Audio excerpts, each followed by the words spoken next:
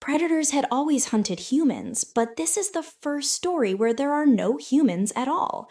In this film, we see creatures far more dangerous than the predators, and for the first time, predators themselves become the prey. The story begins by explaining that the predators, known as Yacha on their home planet, never allow themselves to become anyone's prey, nor do they have any friends. Their clan follows one strict rule: only predators belong, and only the strongest survive. We are taken to their planet, Yacha Prime. A young warrior prince named Dek speeds across the land and arrives near a cave. He removes his mask and walks inside to look for his brother. Suddenly, his brother Kwai jumps out and attacks him. In their clan, every young warrior must train for life, and when they come of age, they must choose a creature, hunt it alone, kill it, and present its skull to the clan. Only then do they officially become part of the clan and earn the device that grants invisibility. Dek still didn't have his, while Kwai did, so Dek fought his brother using only his laser gun. Their fight grew intense until Kwai defeated Dek and threw him down from above. Dek felt ashamed because he was smaller than the other Yacha, and their father, Nazor, thought he was weak. Dek and Kwai returned to continue training. Hours later, Kwai brought Dek to his ship. Inside, Dek saw the skulls of Kwai's hunts and the powerful weapons Kwai had created. Kwai loved his younger brother deeply. He handed Dek a shoulder cannon and told him to travel to another planet to choose his first hunt. He showed Dek a list of the most dangerous creatures in the galaxy. Dek chose a beast called the Calyx. Kwai warned him that it lived on planet Gina, the deadliest world in the universe, where every creature tries to kill anything that enters. No one had ever killed a Calyx, not even their powerful father. But Dek insisted on hunting it. He wanted to prove himself because his father saw him as weak. Since Dek made his decision, Kwai had to respect it. Their father's ship arrived. The brothers stood outside as Nazor approached. Dek performed the ritual of respect by offering his blood, but Nazor scolded Kwai, saying he was disappointed in him and that Dek should have been killed earlier while he was asleep because the weak have no place in their clan. Dek was heartbroken. Nazor then trapped Dek inside an energy cage and ordered Kwai to kill him. Kwai walked toward Dek, but instead of killing him, he secretly cut him free and threw him into the ship using a device. He locked it from the outside and began fighting their father. Dek watched helplessly. Nazor turned invisible, struck Kwai, and cut off his arm. Dek watched in horror.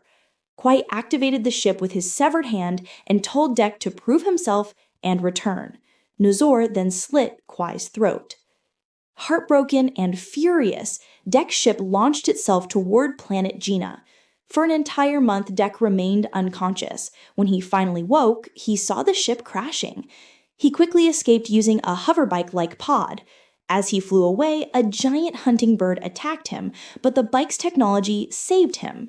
Dek crash-landed onto the planet. He remembered Kwai's final words and pulled out all his high-tech weapons. He vowed to kill the Calyx, take its head, and return to his clan. But on this planet, even the trees were monsters. A creature called a tryster swallowed all of Dek's weapons. Furious, Dek attacked with his laser sword while the trysters tried to kill him. He escaped by climbing a cliff they could not reach. He treated his wounds using a healing plant and continued forward. Suddenly, he saw strange plants that shot knockout needles at anything nearby. A voice called out from above. It was Thea, a synthetic robot. She explained she was sent here 2 years ago with her synthetic team. They had built a massive base. 13 days ago, their entire army fought the Calyx, and the creature killed all of them alone. Only Thea and another synthetic named Tessa were left alive. Both of them had been designed with emotions so they could understand the creatures of this world better. Tessa had been badly injured, and Thea did not know if she survived. Thea slept while Thea sat awake, smiling softly, still believing Tessa was alive. Meanwhile, far away, Tessa was discovered by a robot scouting the battlefield. It carried her back to the base and placed her inside a repair chamber. She was reactivated and her systems were checked. She immediately asked about Thea. Their leader, Miss Utani, who they called Mother, appeared on the screen. She ordered Tessa to complete the mission or she would be deactivated. When Tessa again asked about Thea, Mother said Thea was with a warrior. Back on the planet, Dek and Thea reached a patch of razor-sharp grass. They saw huge beasts called bison, the calyx's main prey. Dek wanted to hunt one. Thea warned that stepping into this grass meant instant death because the blades could slice through anything. Suddenly, a strange creature approached. Thea, fascinated, named it Bird. Bird charged into the grass to fight the bison. Dek leapt across the trees and chased it. After a wild chase, the bison ran towards them. Dek threw a blade and sliced the creature in half. But another predator appeared, a massive creature Thea called Luna. It grabbed them to eat them. Just then, Bird jumped straight into Luna's mouth, breaking its teeth and forcing it to drop Dek and Thea. Dek still didn't like Bird, but Thea defended it. Luna attacked again, chasing them to the grass field. Luna then caught Bird. Dek jumped on Luna and killed it with his blade. Now he felt more confident as a warrior. At the same time, Tessa found Dek's damaged bike ship. A swarm of tristers attacked her, but she and the synthetic army destroyed them. They collected samples for research. Meanwhile, Thea praised Dek and Bird for saving her. Dek fed Bird, and Bird spat in his face. Dek grew angry, but Thea explained Bird saw him as part of its clan. This was their way of bonding. Dek felt sad because he had no clan left. Thea said every warrior belongs to a clan. Dek told her that his father killed his brother, and now he had no one. He would kill the calyx to prove himself and reclaim his place. Thea shared that she also needed to find Tessa. Dek teased her, saying she talked about Tessa like she was her sister. Thea realized this was true, and felt warmth at the thought. That night, Dek slept, and Bird copied his sleeping pose, making Dek laugh for the first time in a long while. She looked closely at the skulls around her and found many weapons belonging to the warrior clan. Among them was a shoulder cannon gun, a weapon we have seen in other Predator movies, known for its deadly power. She also found ice bombs that could freeze any body completely solid. Tessa realized these would be very useful. On the other side, Dek carried Thea with him. He still believed she was a weapon, and he wanted to hunt alone without the bird's help. The two of them began their journey toward Calyx. They stopped near a waterfall to bathe, and while looking around, Dek started talking about killing Calyx. Thea then asked why Dek's father had killed his brother. Dek explained that his brother died while trying to protect him, just so Dek could prove himself.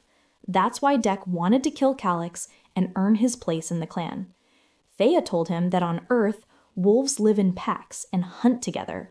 Their leader is the alpha wolf. Dek assumed that the alpha must do the most hunting. Thea corrected him and said the alpha becomes leader because he protects and supports the whole pack. Dek insisted that he wanted to become the alpha hunter by killing the most enemies. They continued traveling for a long time and finally reached a place filled with destroyed synthetic robot bodies. Thea said Calyx had been there and that this was where they fought. She also found her severed legs lying nearby. Using a machine, she began reattaching them as her legs were still alive. Dek started seeing her as a friend and decided he wanted to take her back to his planet after proving himself. Thea warned Dek to leave while he still could. She told him she had already called her people and he must not fight Calyx because Calyx was far too dangerous. Dek felt betrayed and said she had tricked him.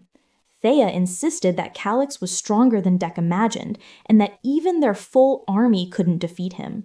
If Dek fought him, he would die. Dek replied that he would rather die with honor, and if her sister or anyone else tried to stop him, he would kill them too. Dek stepped outside and saw Kess.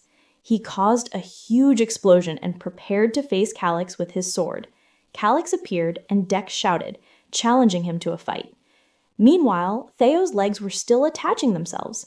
During the battle, Calyx broke Dek's sword.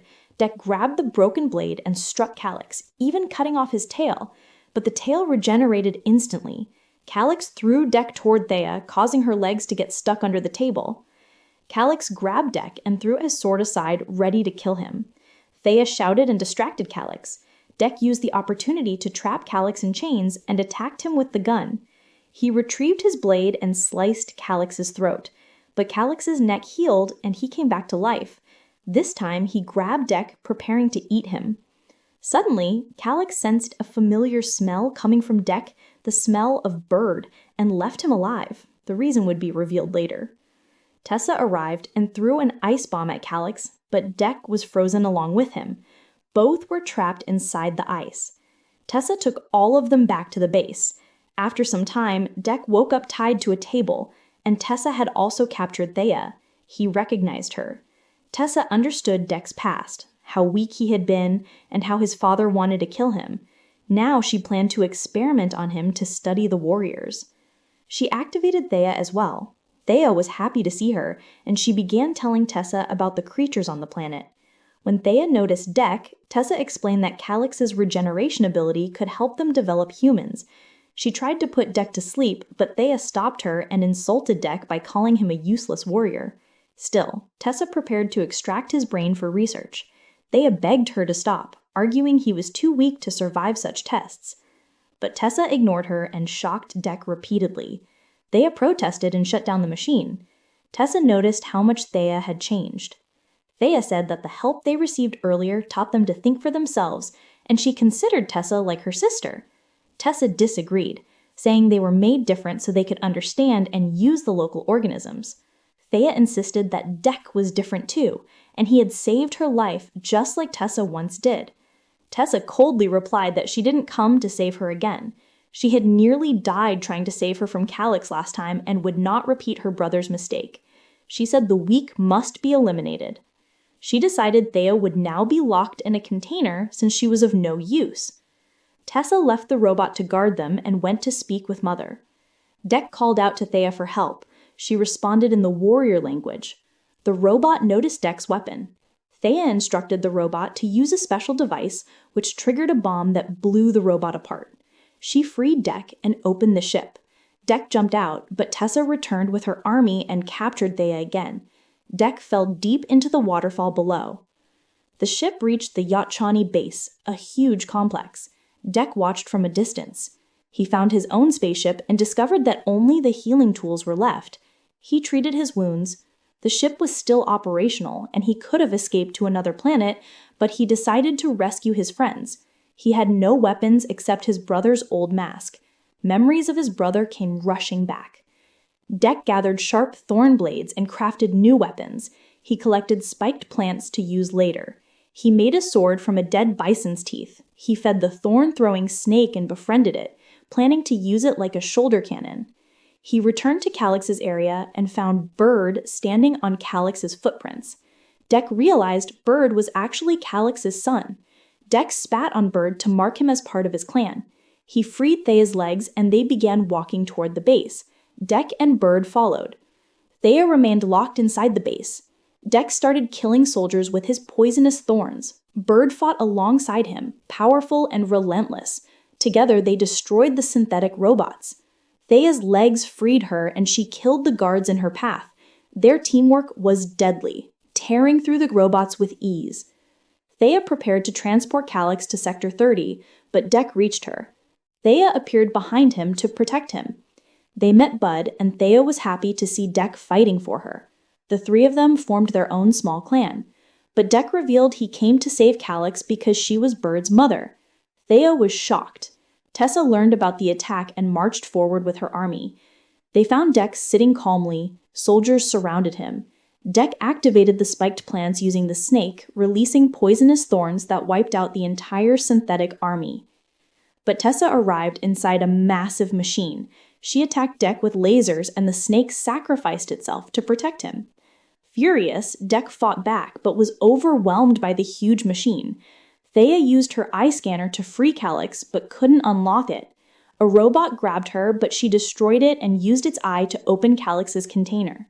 Deck hid from the machine and jumped on it trying to reach Tessa, but the glass wouldn't break.